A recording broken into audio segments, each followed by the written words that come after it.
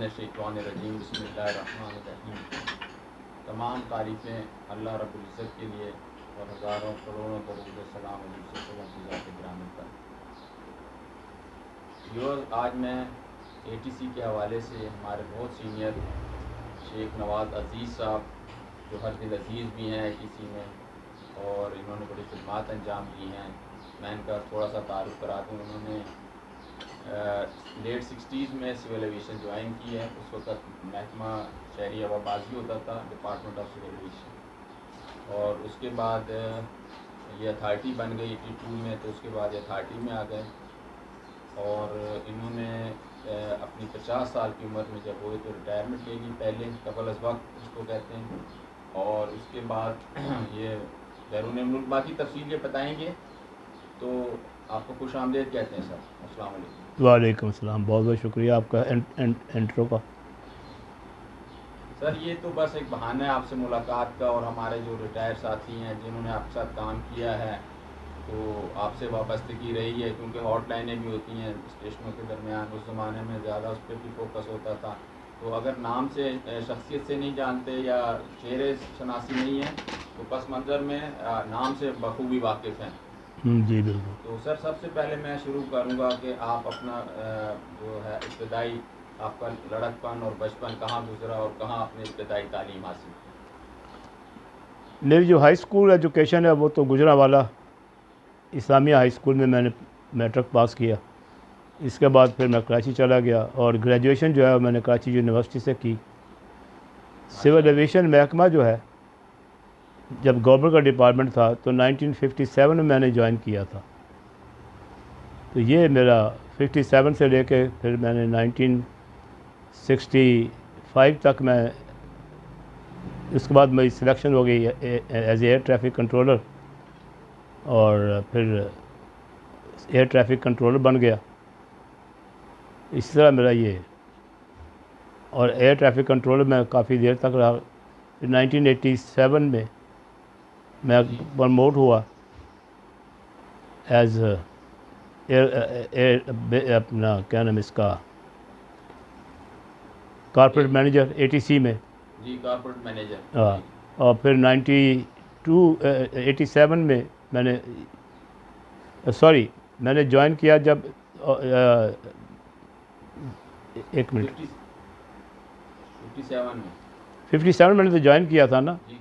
और फिर 1982 में मेरी ट्रांसफ़र अपना प्रमोशन हुई और 1987 में मैंने फिर रिटायरमेंट ले ली। रिटायरमेंट आपने कब वक्त ले ली 50 साल की उम्र? जी बिल्कुल। उसके साथ उससे पहले आपके सुनने में आ रहा है कि आपकी वाबस्तगी रही है लाहौर फ्लाइंग क्लब से, LFC जिस ज़माने में होता था, तो आप उधर इंस्ट्रक्टर भी रहे। तो इसके बारे में भी कुछ बताएं, आपने कब ज्वाइन की ड्यूरिंग सर्विस में? आपने 1979 में मैंने बेसिकली ज्वाइन किया था। शुरू में जो इनिशियली बात कह रहे हैं आप उसको 1987 मैंने ज्वाइन किया था इसमें as a ground instructor Lahore flying club में, और फिर मैंने वहाँ तक 3 साल पढ़ाया 1982 तक। उसके बाद मेरी ट्रांसफ़र हो गई कराची। तो जब मैंने रिटायरमेंट ले ली और फिर मैं दोहा चला गया 87 में, दोहा चला गया कतर में। वहाँ पे एज ए इंस्ट्रक्टर काम कर रहा था, जो कि गल्फ़ रीजन में जो एयर ट्रैफिक कंट्रोलर्स हैं उनकी ट्रेनिंग दी मैंने माशाल्लाह। और फिर 93 में वापस आके मैंने Lahore flying club as a ground instructor join कर लिया, जहाँ बाद में मैं फिर चीफ ग्राउंड इंस्ट्रक्टर भी हो गया और 2018 में मैंने फिर इसको खैरबाद कह दिया। माशाल्लाह, बड़ा तवील अरसा की आपकी वाबस्तगी रही लाहौर फ्लाइंग क्लब से, LFC के नाम से। तो 25-26 साल तो मेरे रहे ना इसमें सिविल एविएशन के अंदर, इतने ही साल मेरे वहाँ पे रहे फ्लाइंग क्लब में। एविएशन की थी एक वेल नोन पर्सनैलिटी माशाल्लाह शेख नवाज़ अज़ीज़ साहब, और इस वक्त जो मुख्तलिफ जो पाकिस्तानी एयरलाइन है DIA और दूसरी निजी एयरलाइंस हैं, इनके काफ़ी पायलट जो इनके शागिर्द हैं, और मोस्टली उस ज़माने में लोग लाहौर फ्लाइंग क्लब से या फिर पेशावर और कराची था, तो ये लाहौर भी एक फेमस जगह थी जहाँ से पायलट ट्रेनिंग करते थे। तो सर आपके बाद आपने एक ऑपरेशनल ज़ाहिर ATC की ड्यूटियाँ होती हैं, आपने शब रोज़ खिदमत अंजाम दी, सिविल एविएशन के लिए। तो अब तो मैंने देखा है कि जो लोग जीएम भी रिटायर हो गए, 83 या 82 में उनकी इंडक्शन हुई थी, तो वो नहीं जानते पस मंज़र के डिपार्टमेंट में कितनी महदूद लिमिटेशन थी और वसाइल बड़े महदूद थे और बड़ी यानी कि गवर्नमेंट के ऑर्डर्स को बड़ा ओबे करना पड़ता था, जनरल ऑडिट थे और दूसरा उसको आप सारा एक्सप्लेन करेंगे। लोगों की बड़ी तवज्जो तलब काम करते थे और उसके बाद मुआवजे बहुत कम थे उस लिहाज से, उसके बारे में को बताएं पस मंज़र जो था डिपार्टमेंट महकमा शहरी हवाबाजी। महकमा as a matter of fact perfectly सही काम कर रहा था और उसमें कोई ऐसा कोई कबाहत नहीं थी, कोई मसला नहीं था और लोग भी प्रोफेशनल थे, ट्रेनिंग भी प्रोफेशनल होती थी।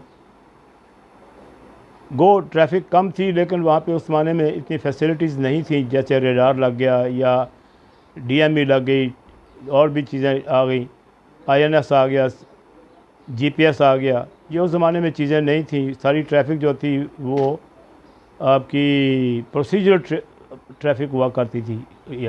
अब तो जो है रेडार कंट्रोल है, जहाज़ों की फ्रीक्वेंसी भी बढ़ गई, स्टाफ भी बढ़ गया। उस ज़माने में स्टाफ भी कम होता था और फैसिलिटीज़ भी महदूद थी, लेकिन फ़्लाइटें भी उसी लिहाज से फ़्लाइटें भी कम चलती थी और बड़ी कंफर्टेबल एटीसी चल रही थी।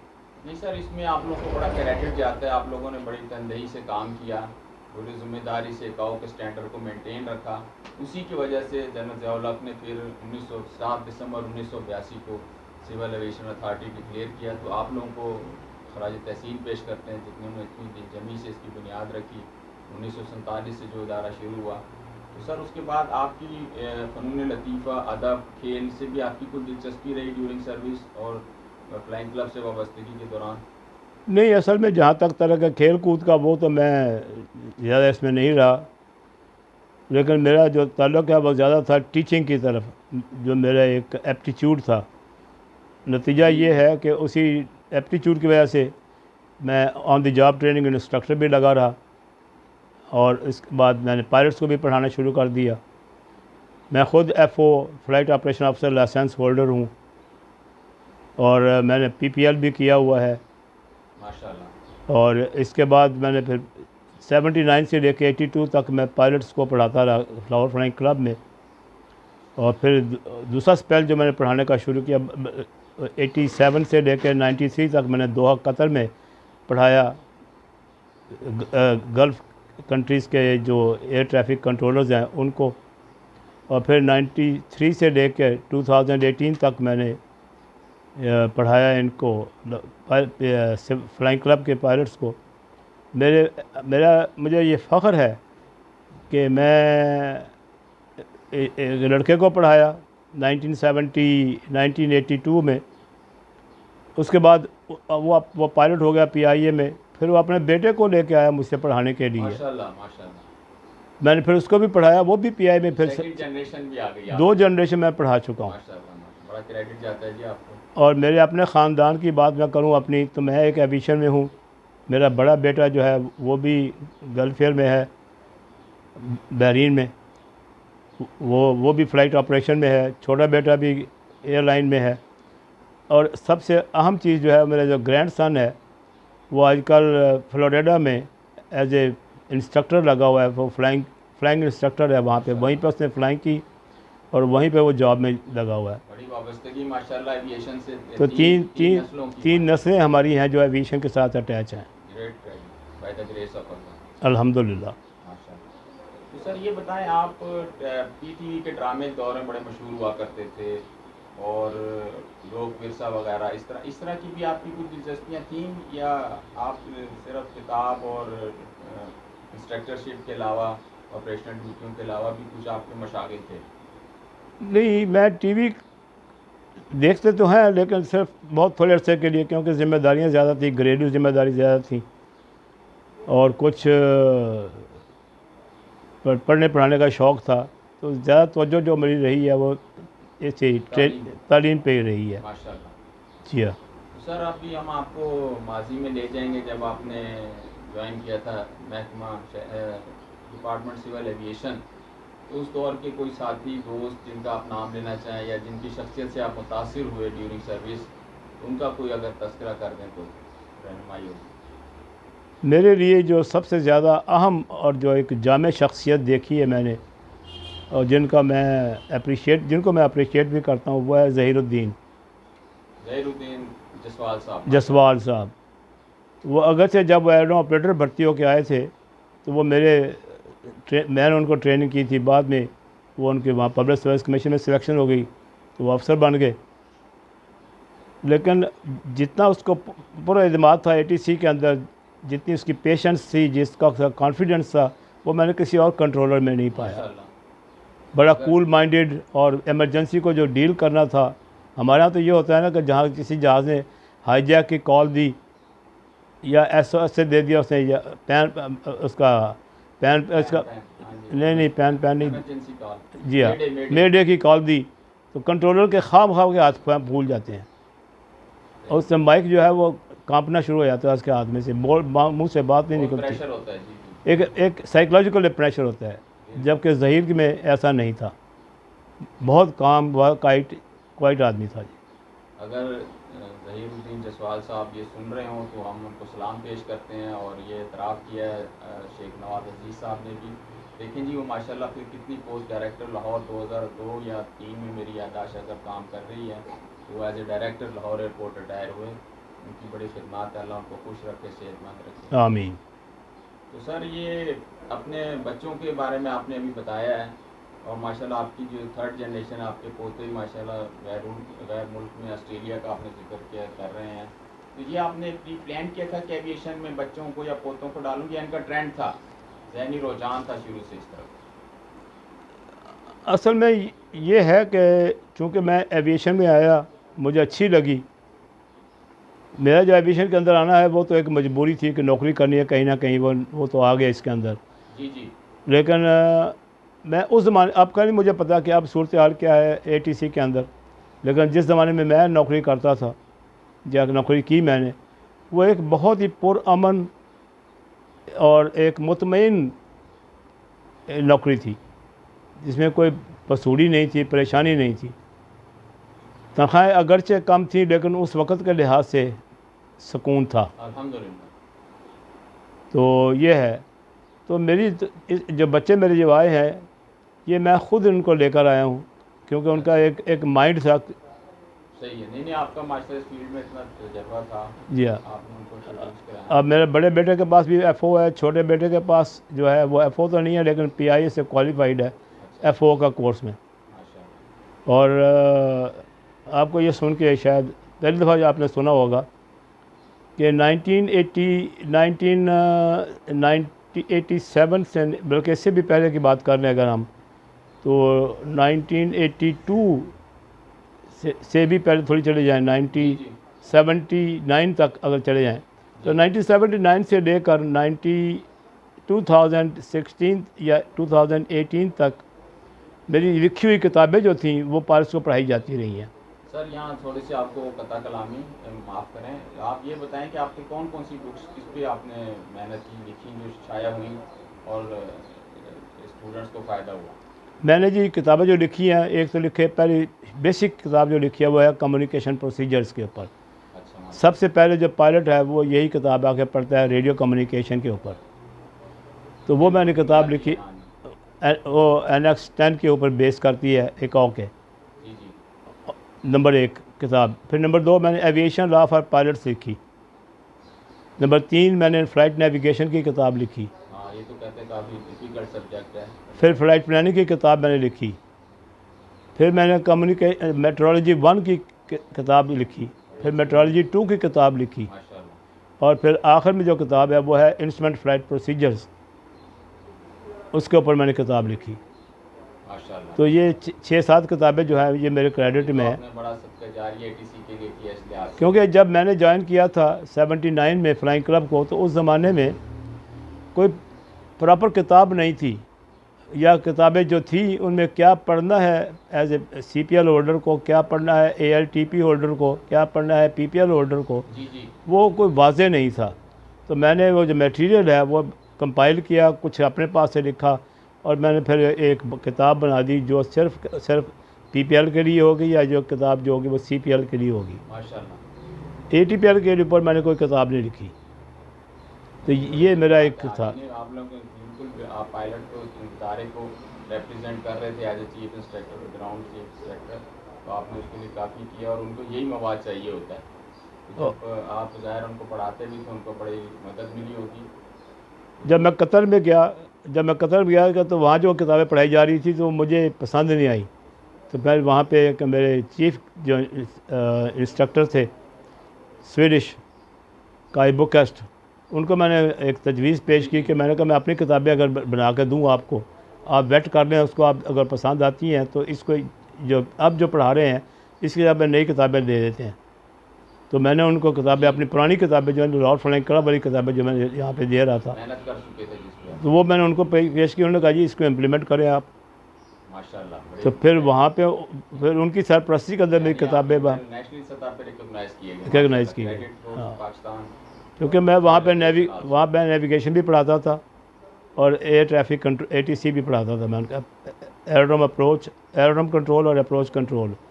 चूँकि रेडार का मैं क्वालिफाइड नहीं था तो रेडार मैंने नहीं वहाँ पढ़ाया, प्रोसीजर कंट्रोल मैंने पढ़ाया है।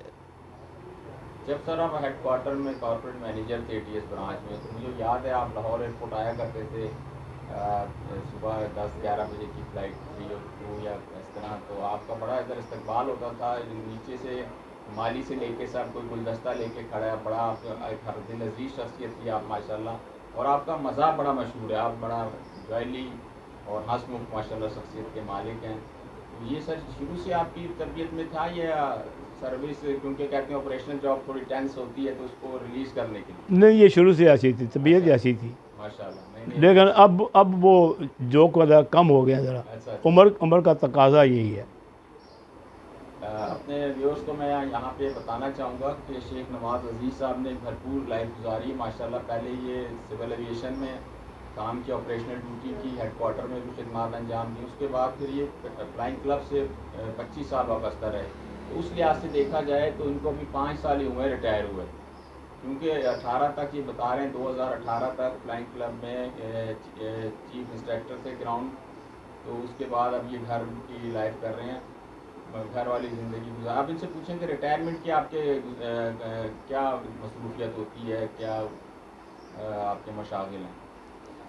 कुछ नहीं, बस सुबह उठते हैं, नमाज़ पढ़ते हैं, उसके बाद नाश्ता खुद ही नाश्ता करते हैं, TV देखते हैं, बस यही मसरूफियत है। या कि तो कोई थोड़ा बहुत काम हुआ वो निकल गए घर के, या घर में ये है कि मेरी कोशिश ये होती है कि कोई पढ़ाई वाली कोई चीज़ पढ़ी जाए, तो किताबें पढ़ते रहते हैं, कोई ना कोई आर्टिकल पढ़ लिया।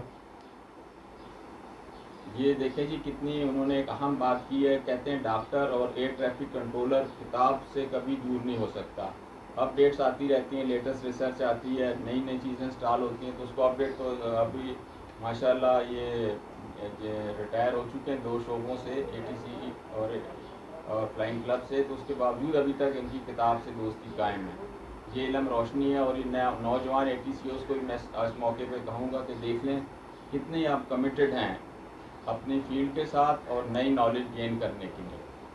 तो सर अपने कुलीग्स भी आपके, क्योंकि ज़्यादातर रिटायर लोगों के लिए मैं इंटरव्यू कर रहा हूँ जो साथियों ने आपके साथ काम किया है, आपके नाम से माशाल्लाह पूरा पाकिस्तान ATC वाले जानते हैं, तो उनको मैसेज देना चाहेंगे आप?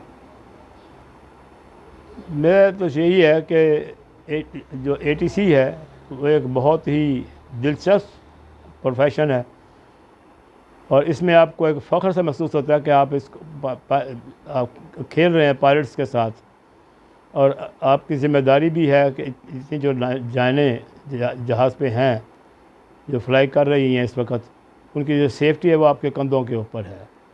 सो we must be very honest, we must be very dedicated to the job, और इसको लाइटली लेना चाहिए। इस पर प्रेशर नहीं, आप जहन पे कोई प्रेशर नहीं डालना चाहिए, ना ही कोई पैनिक होनी चाहिए। बिल्कुल फुली अवेयर होना चाहिए अपने काम से, और वो अल्लाह की मदद के साथ काम कॉन्फिडेंस से करें। यही मैसेज दे रहे हैं शेख साहब नौजवान हमारे साथियों को भी। तो यहाँ पर मैं इनसे ज़्यादा चाहूँगा, बहुत शुक्रिया आपने सर कीमती वक्त दिया। अल्लाह आपको सेहतमंद रखे, तवाना रखे, और शेख साहब ने जितनी किताबें बताई, अगर ये कोई पायलट हजरात जो अभी ट्रेनी पायलट हैं सुन रहे हैं, वो भी अगर कांटेक्ट करना चाहें, मैं नीचे इनका नंबर भी दूंगा और इनसे रब्ता भी कर सकते हैं। और हमारे ATCO जो नए आ रहे हैं, नौवारिद हैं, तो वो भी इनसे कोई गाइडेंस देना चाहिए। वसी तजर्बा है, तो इंशाल्लाह गाइड करेंगे। बहुत शुक्रिया, दुआओं में याद रखिएगा। बहुत बहुत शुक्रिया आपका। Thank you. अल्लाह हाफिज़।